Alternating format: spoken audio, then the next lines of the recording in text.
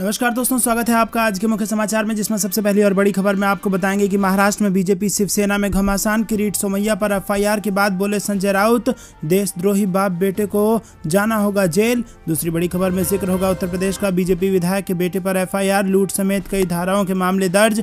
तीसरी बड़ी खबर में आपको बताएंगे कि आंदोलन की आहट, फिर सील होंगे बॉर्डर, बंधक बनेगी दिल्ली, राकेश टिकैत ने दिया ये जवाब। चौथी बड़ी खबर में जिक्र होगा कि समाजवादी पार्टी का बड़ा बयान, सपा प्रमुख की बदली रणनीति, चुनाव में मिली हार के बाद भाजपा के खिलाफ अखिलेश यादव ने अपनाया नया फार्मूला। क्या है फार्मूला आपको बताएंगे दोस्तों। और इसी के साथ पांचवी बड़ी खबर में आपको बताएंगे कि केंद्र वर्सेस महाराष्ट्र, ओमिक्रॉन के नए वेरिएंट को लेकर दोनों में ठनी, राज्य में पहला केस दर्ज लेकिन केंद्र असहमत। दोस्तों हर एक खबर की गहराई में आपको ले जाएंगे, लेकिन उससे पहले आप अभी इस वीडियो को लाइक कीजिए और अगर चैनल पर नए हैं तो लाल बटन को दबा के चैनल को सब्सक्राइब करके घंटी बजाकर कमेंट में लिखिए जय हिंद। दोस्तों रुक करते हैं सबसे पहली और बड़ी खबर की तरफ। महाराष्ट्र में बीजेपी शिवसेना में घमासान, किरीट सोमैया पर एफआईआर के बाद बोले संजय राउत, देशद्रोही बाप बेटे को जाना होगा जेल। जी हां दोस्तों, महाराष्ट्र में बीजेपी और सत्ताधारी शिवसेना के बीच घमासान जारी है। 57 करोड़ रुपए के घोटाले के आरोप में बीजेपी नेता और पूर्व सांसद किरीट सोमैया और उनके बेटे नील सोमैया के खिलाफ मुंबई में केस दर्ज किया गया है और अब इस पर शिवसेना के राज्यसभा सांसद और पार्टी के मुख्य प्रवक्ता संजय राउत ने तंज कसा है। संजय राउत ने ट्वीट कर कहा है कि बाप बेटे को अब जेल जाना पड़ेगा। संजय राउत ने ट्वीट किया कि mark my words, INS Vikrant के नाम पर करोड़ों रुपए जमा कर देश और जनता को ठगने वाले सोमैया बाप बेटे को जेल जाना होगा। किरीट सोमैया महाराष्ट्र द्रोही तो है ही, अब देशद्रोही भी साबित हो गए हैं। लोगों को अब चुप नहीं रहना चाहिए। राष्ट्रीय भावना की कालाबाजारी करने वाली बीजेपी से जवाब मांगना चाहिए। किरीट सोमैया और नील सोमैया के खिलाफ ये केस ट्रॉम्बे पुलिस थाने में आईपीसी की धारा 420, 406, 34 के खिलाफ पूर्व सैनिक बबन भोसले ने केस दर्ज कराया है। दोस्तों रुक करते हैं अगली बड़ी खबर की तरफ। बीजेपी विधायक के बेटे पर एफआईआर, लूट समेत कई धाराओं में मामला दर्ज। जहां दोस्तों अयोध्या में पुलिस ने बीजेपी विधायक के बेटे पर मारपीट करने का मामला दर्ज किया है। पुलिस ने बुधवार को बताया कि जेल के खंडासा थाना क्षेत्र के रामनगर गांव के श्याम बहादुर सिंह की शिकायत पर फैजाबाद को कोतवाली शहर थाने में प्राथमिकी दर्ज की गई है। दोस्तों रुक करते हैं अगली बड़ी खबर की तरफ, जिसमें आपको बता दें कि आंदोलन की फिर से आहट, फिर सील होंगे बॉर्डर, दिल्ली बन सकती है बंधक, राकेश टिकैत ने दिया ये जवाब। जी हां दोस्तों, भारतीय किसान यूनियन के नेता राकेश टिकैत ने एक बार फिर केंद्र सरकार को चेतावनी दी है। उन्होंने सरकार पर वादा खिलाफी का भी आरोप लगाया है। टिकैत ने कहा कि सरकार ने एमएसपी पर गारंटी कानून समेत अन्य मुद्दों पर किया वादा तोड़ दिया है, इसीलिए किसानों को एकजुट होकर एक बार फिर से आंदोलन किया जाएगा। रिपोर्ट के मुताबिक टिकैत ने कहा कि अभी हमने आंदोलन की कोई तारीख तय नहीं की है, लेकिन हम जल्द ही इसे शुरू करने के लिए पूरी तरह से तैयार हैं। 3 विवादित कृषि कानून वापस लेने के साथ ही किसानों ने सरकार से कई और मांगे की थी, जिनमें न्यूनतम समर्थन मूल्य पर कानून बनाने की मांग भी थी। हाल में संपन्न हुए विधानसभा चुनावों के बाद सरकार सब कुछ भूल गई है, लेकिन किसानों ने वो वादा नहीं भूला है और सब याद है। उचित मूल्य पर बिजली, सिंचाई और फसलों के लिए एमएसपी जैसे मुद्दों पर अब तक कुछ भी नहीं किया गया है। दोस्तों आपको बता दें कि मुजफ्फरनगर में महावीर चौक स्थित कार्यालय पर कार्यकर्ताओं की बैठक में किसान यूनियन के प्रदेश अध्यक्ष ने कहा कि कार्यकर्ता एकजुट हो जाएं, सरकार के खिलाफ फिर से लंबा संघर्ष करना पड़ेगा। रुक करते हैं अगली बड़ी खबर की तरफ। चुनाव में मिली हार के बाद भाजपा के खिलाफ अखिलेश यादव ने अपनाया नया फार्मूला। जी हां दोस्तों, विधानसभा चुनाव में मिली हार के बाद अखिलेश यादव ने रणनीति बदल ली है। भाजपा के खिलाफ सपा प्रमुख ने अलग अंदाज अपनाना शुरू कर दिया है। 2017 चुनाव में मिली हार के बाद वो ऐसा नहीं कर पाए थे। सियासी जानकारों का कहना है कि अखिलेश यादव किसी भी हालत में 2024 और फिर 2027 में समाजवादी पार्टी की परफॉर्मेंस बेहतर करना चाहते हैं।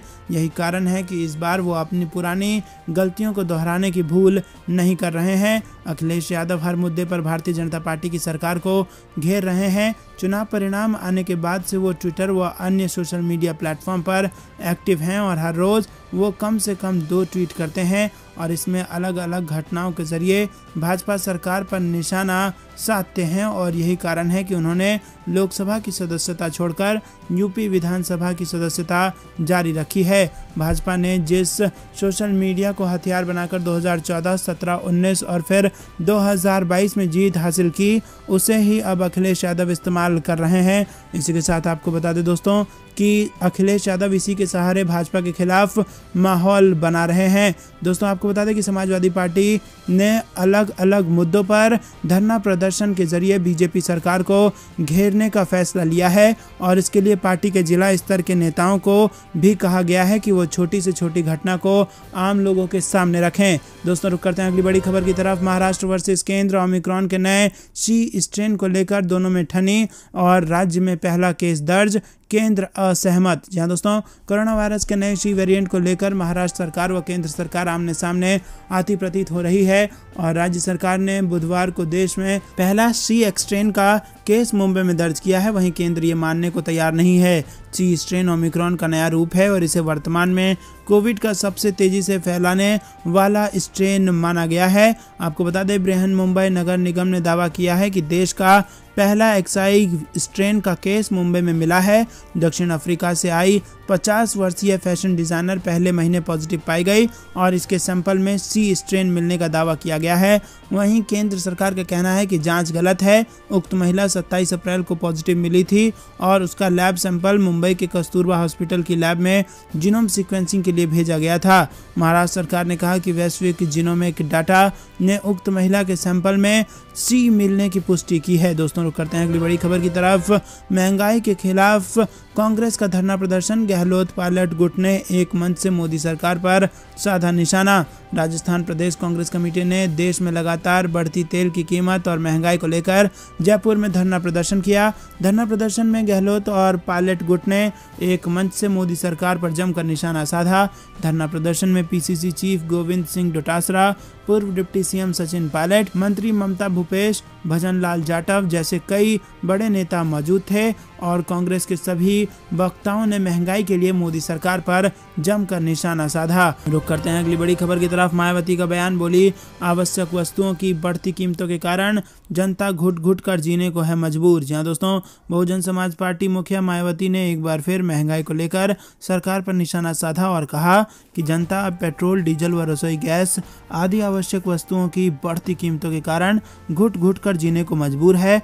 बसपा प्रमुख मायावती ने गुरुवार को ट्विटर के माध्यम से लिखा कि देश में बढ़ती हुई महंगाई, बेरोजगारी, गरीबी की जबरदस्त मार व तनाव झेल रही जनता पेट्रोल, डीजल व रसोई गैस आदि आवश्यक वस्तुओं की बढ़ती कीमतों के कारण घुट घुट कर जीने को मजबूर है। ये अति चिंताजनक है और केंद्र सरकार इस मामले को जरूर गंभीरता से ले। दोस्तों रुक करते हैं अगली बड़ी खबर की तरफ। दिल्ली में फिर बढ़ने लगे हैं कोरोना के केस। 24 घंटे में मिले 126 नए मरीज और 1% के ऊपर पहुंची संक्रमण दर। जी हाँ दोस्तों, दिल्ली में कोरोना के 126 नए मरीज मिले हैं और ठीक होने वाले मरीजों की संख्या 120 रही, जबकि कोरोना से मौत का एक मामला सामने आया है। कोरोना संक्रमण की जांच दर 4 अप्रैल से लगातार 1% से ऊपर बनी हुई है। बुधवार को जारी कोविड-19 स्वास्थ्य बुलेटिन के अनुसार बीते 24 घंटे में 11,241 लोगों की जांच की गई, जिसमें आरटी-पीसीआर से 7124 और रैपिड एंटीजन टेस्ट से 4117 लोगों की जांच हुई है। आपको बता दें कि कोरोना संक्रमण की जांच दर 1.12% रही। कोरोना को लेकर अब तक 3,74,46,860 सैंपल की जांच हो चुकी है।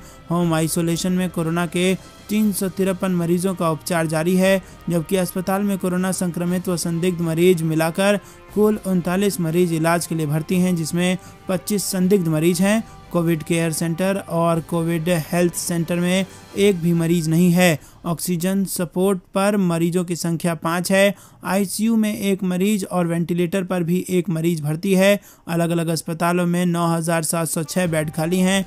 दिल्ली में कंटेनमेंट जोन की संख्या 2662 रह गई है और कोरोना के कुल 18,65,620 मामले सामने आ चुके हैं।